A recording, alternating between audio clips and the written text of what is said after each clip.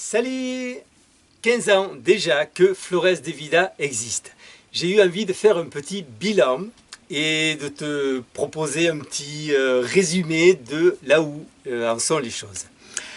Alors les vidéos se sont un peu étalées dans le temps parce que ça faisait quelques jours que j'avais cette idée en tête et dans certaines parties tu vas m'entendre dire que nous sommes fin juillet alors que là nous sommes mi-août. Donc ça s'est étalé entre fin juillet et mi-août. Mais bon, le 15e anniversaire était le 8 août.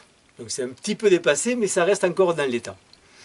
Alors j'ai pris quelques notes pour essayer d'être le plus concis possible parce qu'il y aurait beaucoup à dire et je pourrais faire une vidéo qui dure des heures, mais je vais essayer d'être synthétique. Donc c'est parti. Alors le premier point, c'est que je suis toujours là et que Flores de Vida existe. J'ai vu beaucoup d'écolieux naître et disparaître et là, ma foi, j'ai tenu le coup. Ça n'a pas été toujours facile, mais j'ai tenu le coup et je suis très heureux de ça. Le deuxième point, c'est que le lieu est de plus en plus magnifique. Donc je vais te faire une petite visite rapide du lieu, un peu plus loin dans la vidéo. Et plus de 1000 arbres ont été plantés. Alors je dis 1000, mais ça doit être peut-être 1200, 1300. Et quand je dis 1000, c'est ceux qui sont en train de pousser. Parce que si je compte ceux que j'ai semés ou plantés, je dois avoir dépassé les 2000. Mais bon. Chaque fois qu'un arbre meurt, je replante et je replante, je ressème. Et finalement, il y a plus de 1000 arbres qui sont en train de pousser, qui deviennent beaux et les récoltes deviennent magnifiques. Un lieu absolument extraordinaire, ici dans la lumière du soir.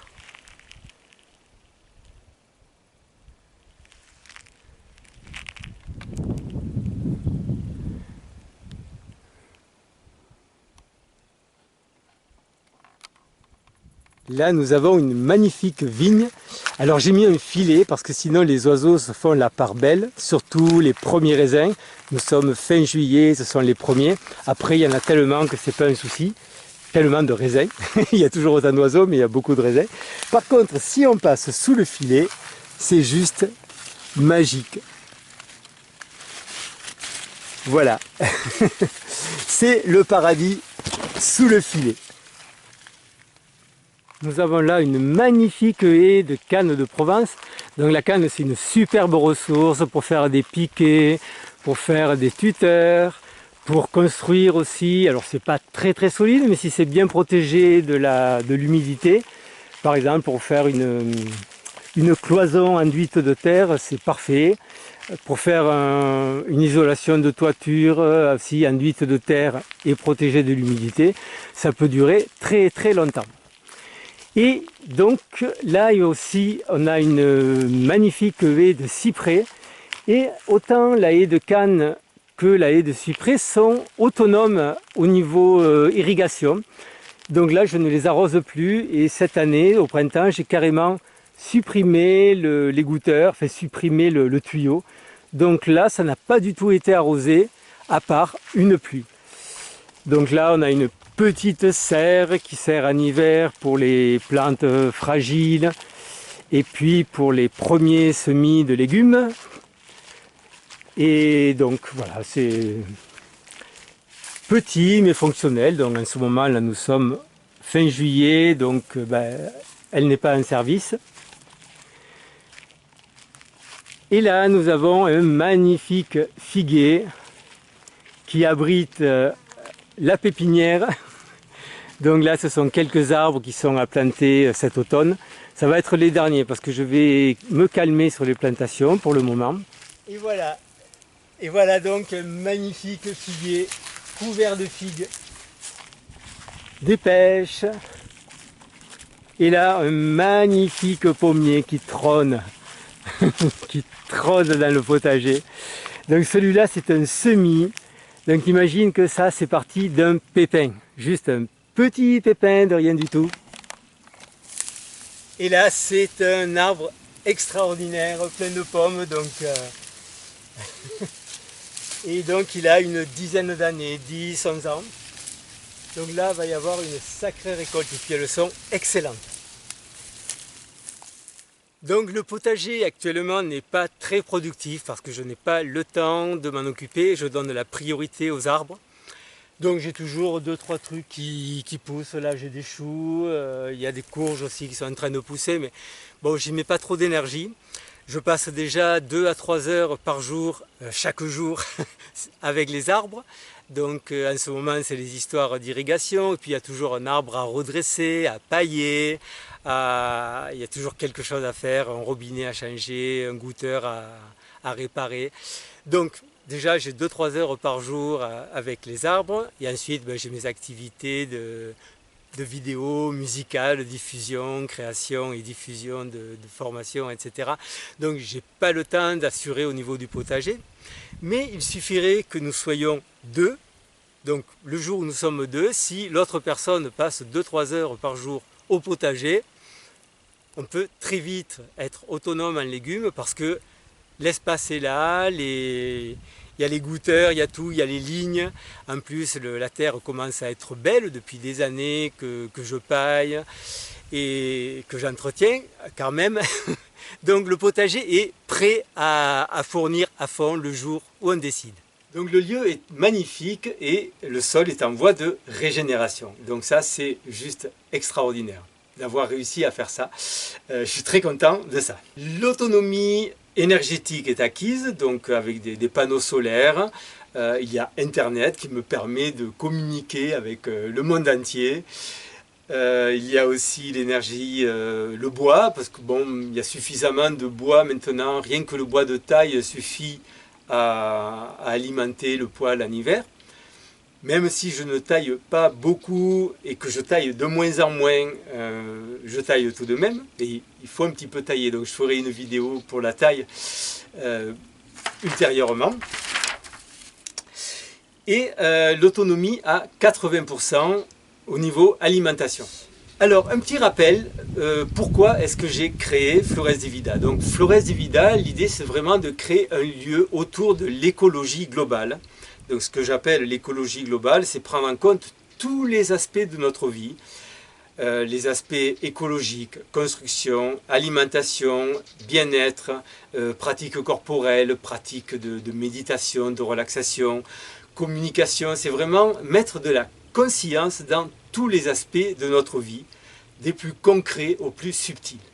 Donc c'est pour cela que Flores de Vida est né et que c'est un chemin. Alors j'ai appris beaucoup, ça a été une étape d'apprentissage phénoménale, autant sur les aspects agricoles, permaculture, même si j'avais déjà quelques bases, je n'avais jamais pratiqué à cette échelle-là, sur 6 hectares, avec l'objectif d'être vraiment autonome. Sur les aspects d'autonomie énergétique, installation et mise en place de systèmes solaires, donc là je commence à être passablement efficient sur ce truc-là. Éco-construction, même si j'avais déjà quelques bases parce que j'avais fait beaucoup de rénovations et construit presque entièrement une maison en France. Presque entièrement parce que j'avais fait quand même appel à quelques artisans, mais j'en avais fait un bon 80% moi-même avec l'aide de copains.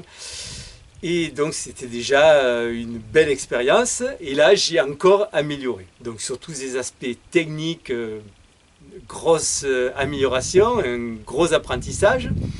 Puis sur tous les aspects de gestion de lieu, là j'ai fait beaucoup d'erreurs. Donc inévitable lors d'un apprentissage.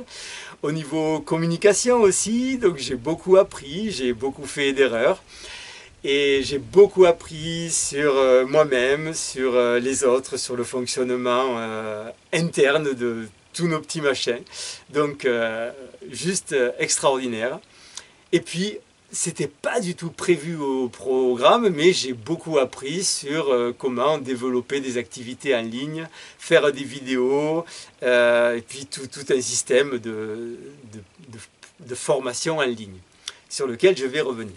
Alors ce qui reste encore à faire, ce qui n'est pas encore en place, c'est l'école de vie écologique, puisque le projet ici, donc c'est de vivre, d'expérimenter, et surtout de créer un lieu qui puisse accueillir des gens pour des stages, pour des séjours plus ou moins longue durée, et de diffuser des informations liées à l'expérimentation et à toutes mes pratiques diverses, corporelles et autres, permaculture, éco-construction, de diffuser tout ça le plus possible.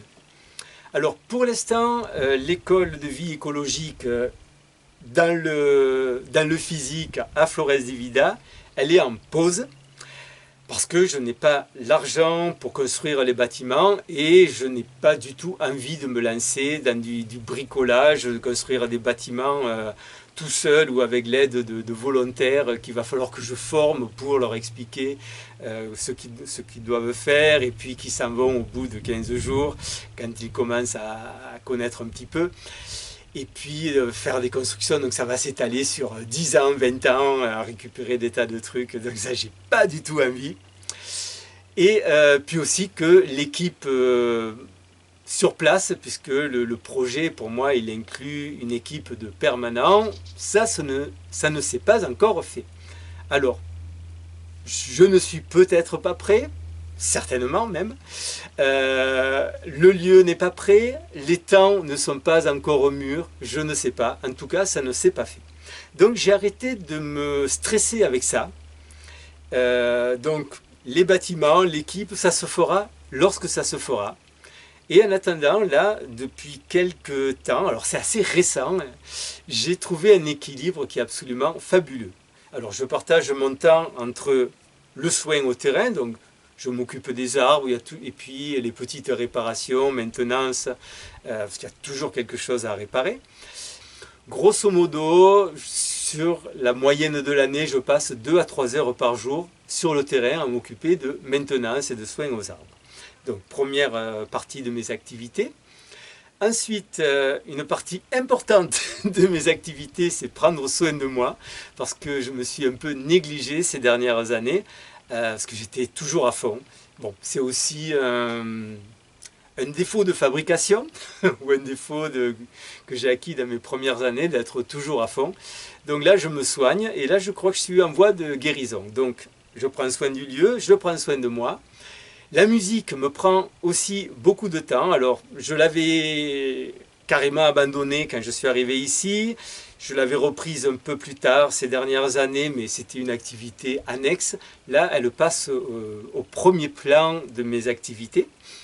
Et donc, dernier secteur de mes activités, ce sont les programmes en ligne, ce que je diffuse. Donc, il y a 9 mois pour renaître, un programme sur la posture corporelle. Là, je suis en train d'en créer un autre, dont je te parle très très bientôt.